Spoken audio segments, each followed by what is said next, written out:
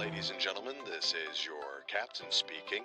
Welcome aboard Truly Expat Travel, where we're ditching the guidebooks, fastening our seatbelts, and diving into real stories from travellers who have traded the ordinary for the extraordinary, proving the world really is too big to be left unexplored. Cabin crew, be seated and ready for takeoff. What does it look like when a city fully reinvents itself without forgetting where it came from? The answer is Seoul. Welcome to Truly Expat Travel. And I am your host, Paula, and today I'm on my own. And I am here to talk to you about my recent trip to Seoul. Normally, I have some questions to answer or, I'm fully scripted out, but to be honest, I haven't been feeling very well. So I'm just going to tell you about my last trip, which I recently went on to South Korea. We did a big trip. We went from Seoul to Busan to Jeju Island, but I'm actually just going to talk to you today about Seoul because there's so much to uncover. There is so much to get through in this episode, and here I am going to tell you how pleasantly surprised I have been about Seoul and my recent trip. Let's put it into perspective. So about 15 years ago, I lived in Seoul, and it was not the easiest place to visit or to travel to or to live, to be honest. And the reasons being, people aren't going to like me saying this, that the reasons being, one, it was the language. There was no English. So if you didn't know Korean, it was actually really hard to get around.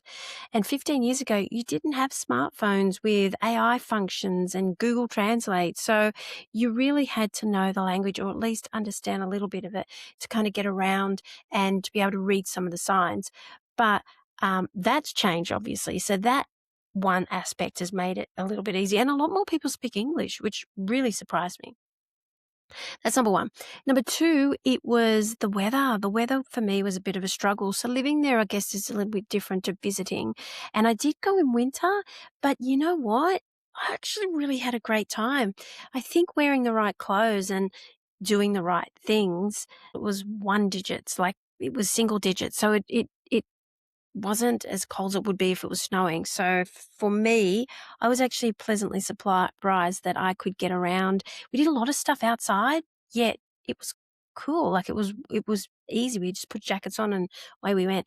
Second thing is, the third thing is, there was Ubers. So we didn't have Ubers back then. It was just taxis. And a lot of the time, if you didn't speak Korean, they kicked you out of the taxi and you kind of were stranded. I did have a car back then, so that did make that a bit easier, but GPSs were all in Korean, so life was a little bit more complicated, I guess, getting around.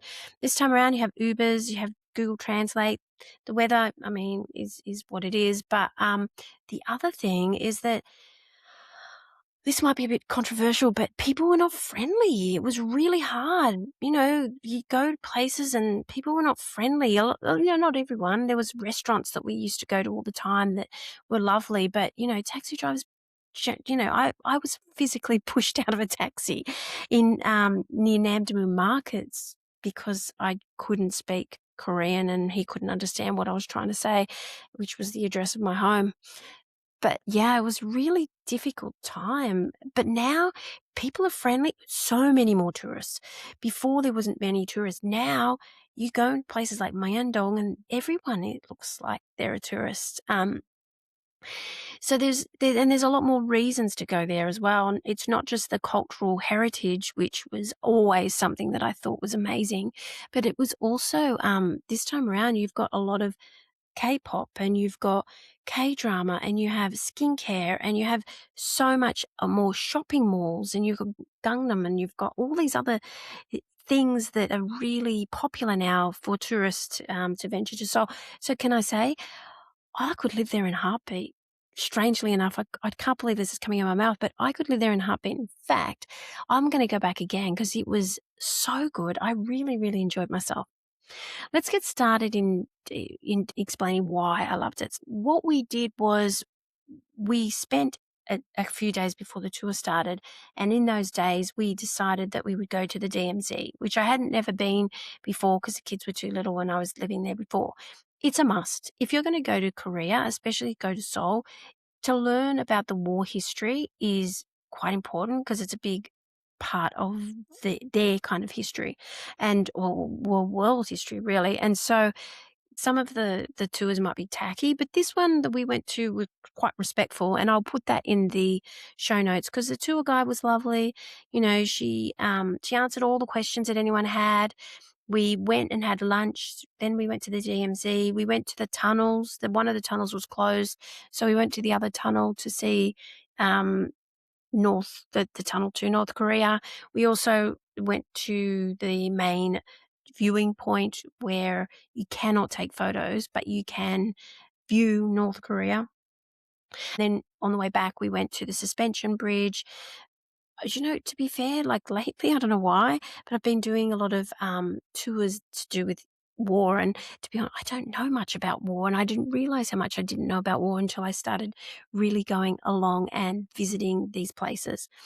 So, yeah, I learned a lot about the North and the South history, the war history, and where they're at now and what's going on. And I found that very interesting. We also decided that we would get a lot of the shopping out of the way, we thought, until we traveled around and did more shopping. But we went to Myeongdong because the tour stops in Myeongdong. We then went to the Nanta Show, which I think is one of those iconic things that you have to do when you're in Korea or in South Korea, and especially in Seoul. And I used to take all my guests there when I lived there before. It's still going, and you don't need to understand Korean to be able to go to the show. It's actually quite a fun show to go to. It's funny and it's quite talented. So I enjoyed that. We went shopping in Myeongdong. There's a lot of street vendors, like food vendors there. We tried a lot of food, like street food, which was great. Then we did a lot of kind of little boutique shopping. We went into so Olive Young. I'm going to explain. Olive Young is like a Sephora, I guess, of Korea, and it is full of skincare products, and it's on almost every corner. But there is a massive one in Myeongdong. There's a couple there, but there's one big 3-floor one.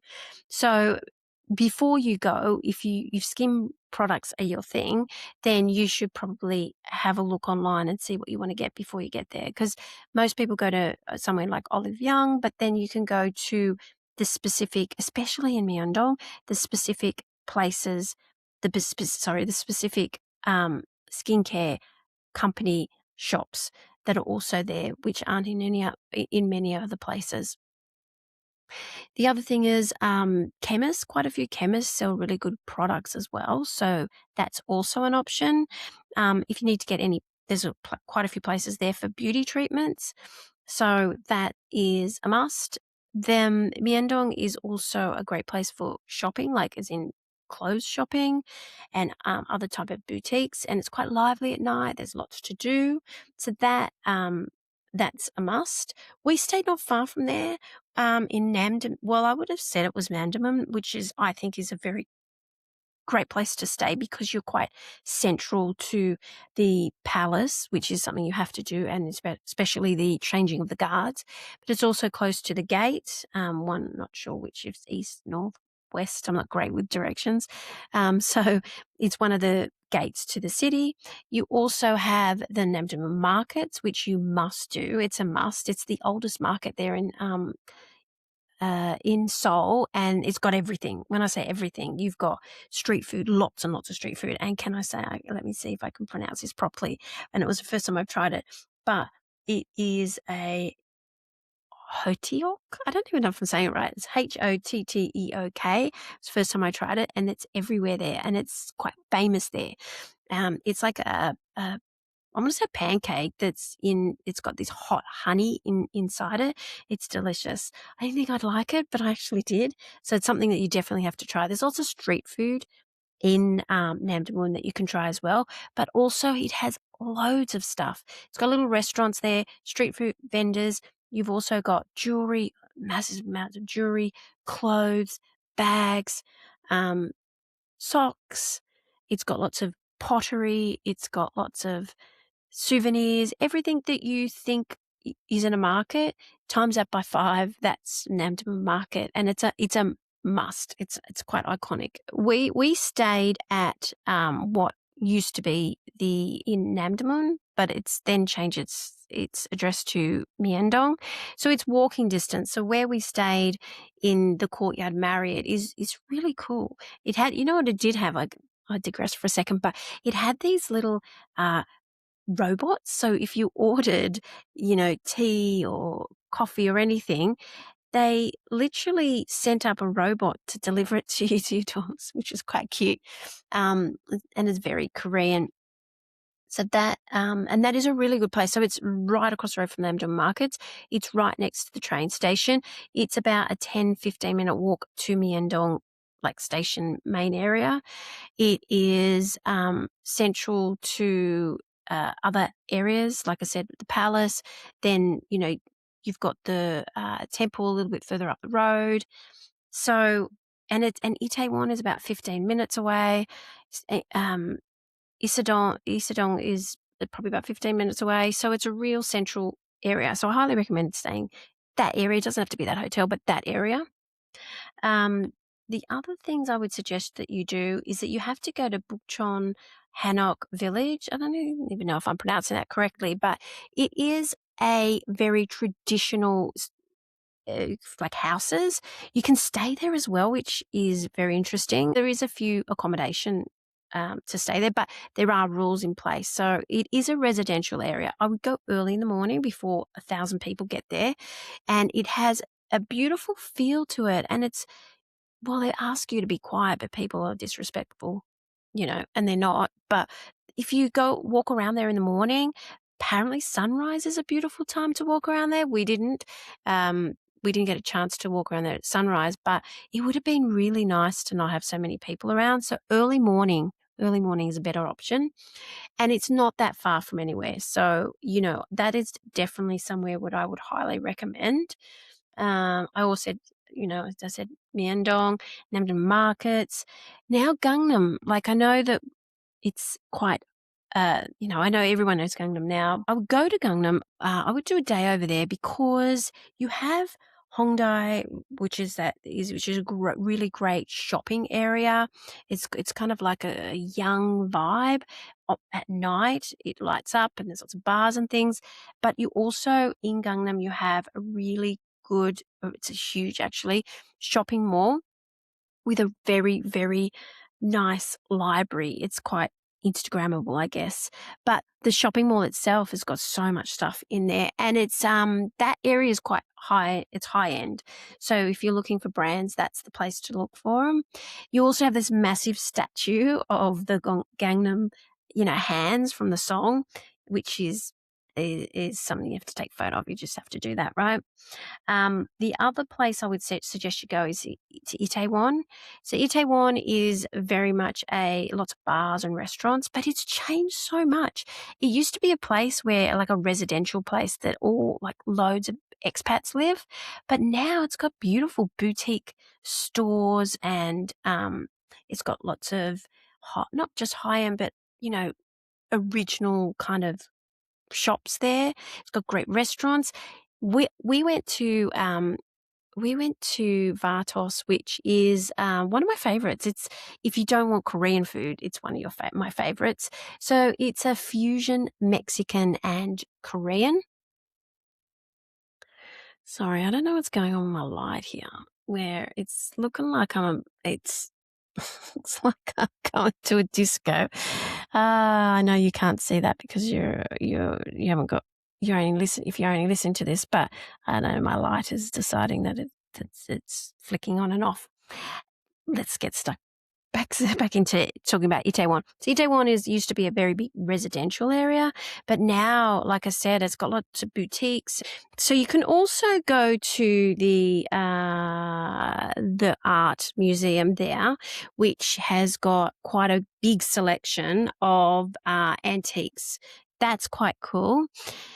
Then I would also suggest to try as much Korean food as possible. I mean, not just Korean barbecue. Everyone knows Korean barbecue, and I love Korean barbecue, but try the pancakes and the tofu soup and the street food. there is so much that, and their version of like the sushi rolls, there's so much Korean food to try. It's super healthy, like kimchi will be on every plate, but kimchi is really good for your gut. So I would give it a go. There's so much to try. I'd also go to the seafood market, because in the seafood market, you can pick your seafood and then they will cook it in the restaurants. That is definitely worth trying. There is also, there's some beautiful walking paths a lot around Seoul. There's some rivers that you can walk through. There's beautiful places in better weather that you can go and picnic. But we obviously didn't get a chance to do that because we were quite limited. We only had a few days. I felt like we could have done so much more. We really could have done so much more. But because it was a tour and then we had to go off to Busan, we didn't really get a chance to do as much as that we wanted to do. I would say if you go and you go with a suitcase that's pretty much empty, because it was so much more affordable. Everything was so much cheaper, especially like products like skin products, golf gear. Golf gear was so cheap compared to, places outside of Korea. We also stayed in Gimpo at the airport, near the airport, and there's this massive premium factory outlet that was amazing. Like it was amazing. And although it's like Gimpo's so far away, you know what? That was a lovely surprise to be able to stay near the airport and find this massive big factory outlet. We also went and did, I don't know if you know this about Korea, but you can do temple stays. So we went to the temple, and then across the road from there is the temple stay information center, and they've got a lot of free things that you can do. You can do, the day we were there, you could speak to a monk, or I don't know, it's just a conversation with a monk. I don't know what that entailed, and I don't know if the monk speaks English, so I'm not sure there. But we were also doing some sort of like stamps that was on like the rice paper that they have, which was beautiful. We also did a cooking class. We did a bibimbap cooking class, which was really, really good. I will put all of these in the show notes because I think all these places that we went to are really definitely places that I would recommend. We also went to one of these traditional Korean restaurants where you had this feast of food. Apparently, they only do that on special occasions. So there's one in Myeongdong called the Traditional Korean Restaurant, but I will put that in the show notes because that is definitely something very unique, because even inside it was very Korean. It was really lovely, actually, really, really lovely. If you're going down the alcohol route, I would suggest trying at least a little bit of soju, even though it's not my thing. Beer is big there. Wine and stuff, I guess you can get in restaurants, but they're mainly the things that people drink when they're out. Karaoke is big there. So screen golf is big there. There's so much to do in Seoul. And you know what I love? Even though it's cold, everybody's around. There's so much to do, and even at night, I think for me next time I'd go in cherry blossom season, because that is beautiful. I do remember that, and autumn. Autumn for me, or fall, or wherever you're from, but for fall in Korea was pretty. You go and do all those. We used to live in Myeongdong, so all around that area is beautiful walking paths, and it's the only place in Asia that we've lived that are 4 true seasons. I know I lived in Japan and you've got 4 seasons there, but I just felt like in Korea it was 4 true seasons where you had snow in winter, and fall was beautiful. The trees were like green, not green, they were the yellow and orange and red, so it just lit up the park so beautifully. So I would highly recommend trying different seasons. There's so much to do. Although I would say that, even in winter, it's cold, but it's cheap. It's affordable. We were there when BTS just before BTS arrived. So it was crowded. It was really busy. The streets were super, super busy. And I don't know if that's like that all the time or whether or not it's just because BTS was there. That is kind of me. That's it. I think I've kind of gone on and on about it for enough now. And I have written a few guides and I put them on my website. So I've done an itinerary, a 5-day itinerary. I've done a what to do, the best things to do. So I've named a few of them on this episode, but I've also talked about other things to do. There is also, I've got done, if you're interested in Korea in general, I've done a few more articles on Busan and Jeju as well. I want to go back there in summer because I think in summer it would be so different and so beautiful. Just unfortunate that we still needed to wear jackets and couldn't swim in the ocean. So anyway, until next time, happy travels. I'll see you then.